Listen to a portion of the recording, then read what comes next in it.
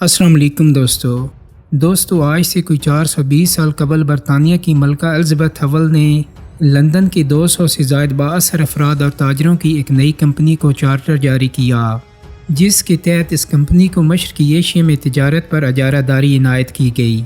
یہ ایک عام سا سرکاری فرمان تھا اور امکان یہی تھا کہ کمپنی مسالہ جات کی بین الاقوامی منافع بخش تجارت میں شریک ہو جائے گی، لیکن شاید اس دن نہ ملکہ کو اور نہ ہی کمپنی کے سرکردہ افراد کو اندازہ تھا کہ لندن کی ایک چھوٹی سی عمارت میں قائم یہ کمپنی صرف مسالہ جات کی تجارت نہیں کرے گی، بلکہ دنیا کی تاریخ کی سب سے طاقتور ملٹی نیشنل کمپنی بن کر دنیا کے سب سے امیر ملک اور تقریباً 1/4 آبادی پر براہ راست راج کرے گی۔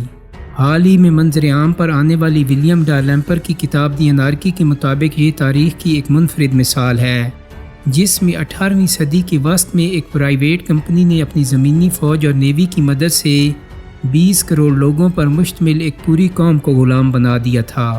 ابتدا میں ایسٹ انڈیا کمپنی نے قریباً 150 سال تک قدر شرافت کے ساتھ تجارت کی۔ اس وقت مغلوں کی حکمرانی میں ہندوستان دنیا کا امیر ترین ملک شمار ہوتا تھا، اور ان دنوں کا انگلینڈ ملکہ الزبتھ کی فراست مندی اور حکمت کے باعث ترقی کے باوجود رقبے اور وسائل میں ہندوستان کے سامنے ایسا ہی تھا جیسے آج کے امریکہ کے سامنے ایشیا کا کوئی چھوٹا سا ملک۔ ہندوستان کی آبادی اس وقت انگلینڈ سے تقریباً 20 گنا زیادہ تھی۔ ہندوستان دنیا کا صنعتی مرکز تھا۔ دنیا کی آبادی کا 5% ہندوستان میں رہتا تھا اور تقریباً 1/4 مصنوعات یہاں تیار ہوتی تھیں۔ دنیا بھر کا سونا اور چاندی ہندوستان میں آتا تھا اور یہاں کی اشیاء دنیا بھر میں بکتی تھیں، تاکہ سستی ہندوستانی مصنوعات کی دستیابی کی وجہ سے دور دراز کے علاقوں جیسے میکسیکو میں مقامی صنعت تک متاثر ہو رہی تھی۔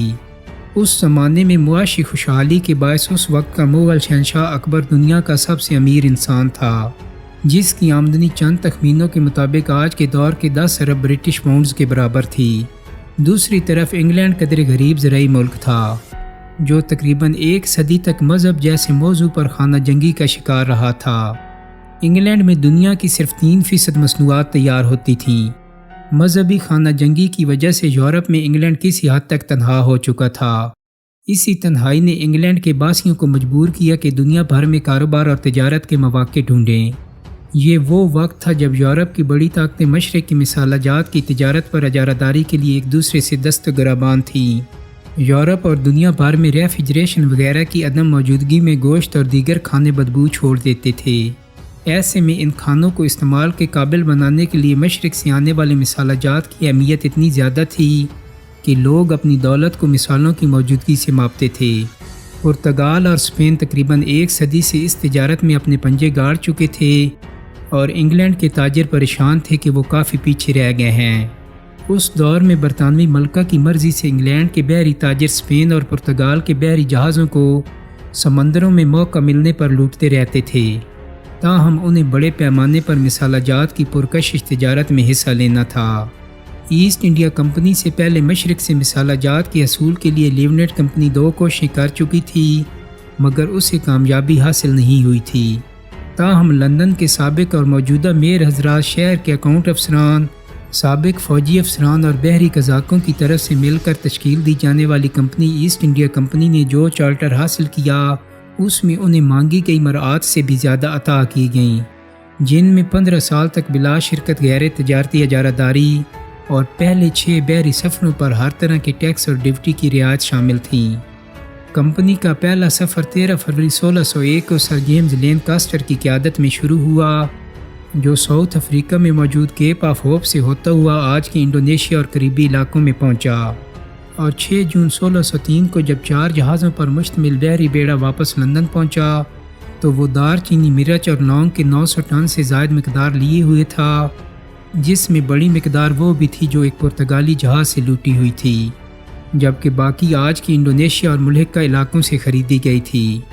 کمپنی کے 218 شیئر ہولڈروں کو 300 گنا منافع ہوا تھا۔ اس دور میں یورپ کا نو آزاد ملک ہالینڈ مسالہ جات کی تجارت پر اپنی معاشی مضبوطی کی وجہ سے چھا چکا تھا، اس لیے انگریزوں نے فیصلہ کیا کہ مسالہ جات کو ان پر چھوڑ کر انڈیا سے کپڑے اور دیگر اشیاء پر توجہ مرکوز کی جائے۔ چنانچہ اگست 1608 کو کیپٹن ولیم ہانکس نے اپنا جہاز ہیکٹر انڈیا کی بندرگاہ سورت پر لنگر انداز کیا اور انڈیا میں ایسٹ انڈیا کمپنی پہنچ گئی۔ کیپٹن ہانکس کو انڈیا پہنچ کر اندازہ ہو گیا کہ عظیم مغل حکمرانوں کے اس ملک کو فتح کرنے کا سوچنا بھی پاگل پن ہوگا۔ اس وقت مغل بادشاہ کے پاس 40 لاکھ افراد پر مشتمل فوج موجود تھی۔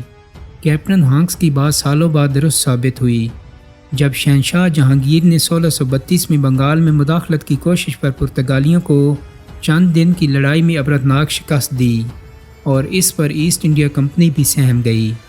کمپنی نے فیصلہ کیا کہ انڈیا میں تجارت اور کاروبار کے لیے مغل حکمرانوں کی رضامندی سے کام کیا جائے۔ ہاکنز کو شہنشاہ جہانگیر کے پاس بھیجا گیا، مگر بعضوق شہنشاہ نیم خاندہ ہاکنز سے متاثر نہ ہوا اور اسے کوئی رعایت نہ مل سکی۔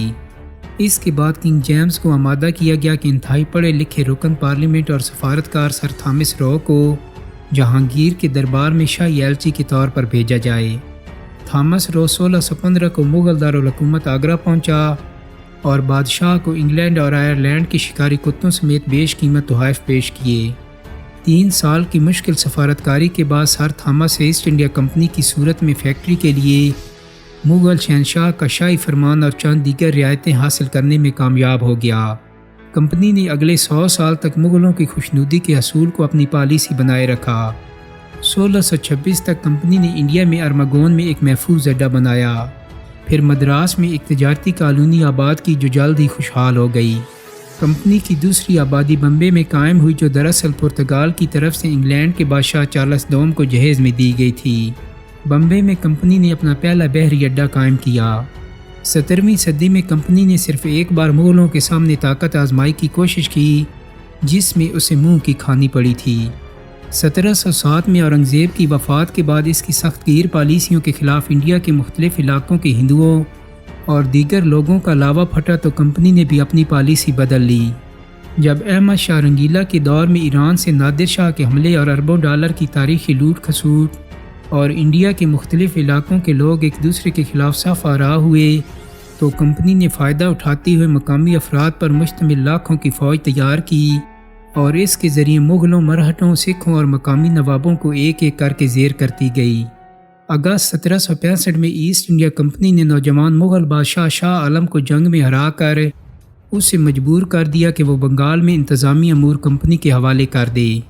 تاریخ دانوں کے مطابق یہ انڈیا کو نو آبادی بنانے کا سب سے اہم مرحلہ تھا، جس کے بعد کمپنی ہندوستان کی مالک بن بیٹھی اور جہازوں کے جہاز بھر کر ہندوستان سے لوٹا ہوا مال لندن پہنچنا شروع ہو گیا۔ صرف میسور کے شیر کہلانے والے ٹیپو سلطان نے فرانس کی تکنیکی معاونت سے کمپنی کی حقیقی بڑی مزاحمت کی اور کمپنی کو 2 جنگوں میں شکست بھی دی۔ تاہم انڈیا کے ہی دیگر حکمرانوں کو ساتھ ملا کر کمپنی نے بالآخر ٹیپو سلطان پر بھی قابو پا لیا، اور جب 1799 کو کمپنی کے گورنر جنرل لارڈ ویزلے کو ٹیپو کی جنگ میں شہید ہونے کی خبر سنائی گئی تو اس نے اپنا گلاس ہوا میں بلند کرتے ہوئے کہا کہ آج میں ہندوستان کی لاش پر جشن منا رہا ہوں۔ اس دوران کمپنی نے برطانوی راج کی طاقت کو استعمال کیا اور 19ویں صدی کے شروع میں دنیا کی سب سے بڑی استعماری قوت بن گئی اور 20 کروڑ آبادی کے ہندوستان پر قابض ہو گئی۔ دوستو، امید کرتا ہوں کہ میری آج کی ویڈیو آپ کو پسند آئی ہوگی۔ اگر ویڈیو اچھی لگی ہے تو اس کو لائک اور شیئر کر دیں۔ میرے چینل کو سبسکرائب کرنے کے ساتھ ساتھ بیل آئیکن کو بھی کلک کر دیں تاکہ آپ کو میری آنے والی مزید ویڈیوز کے نوٹیفیکیشن ملتے رہیں۔ بہت جلد ہی ایک نئی ویڈیو کے ساتھ ملاقات ہوگی۔ اپنا بہت سارا خیال رکھیے گا۔ اللہ حافظ۔